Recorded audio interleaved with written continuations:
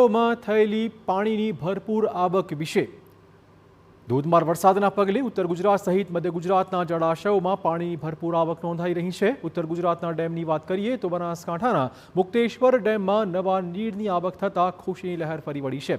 મહેસાણામાં ધરોઈ ડેમ 86% ભરાઈ ગયો છે।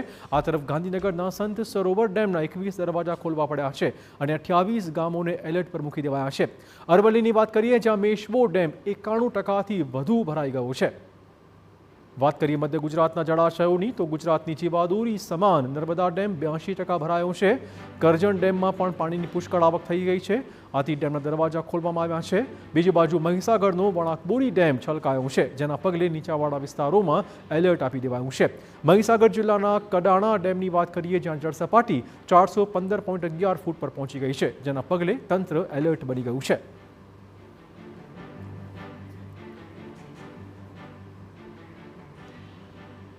અને હવે વાત કરીએ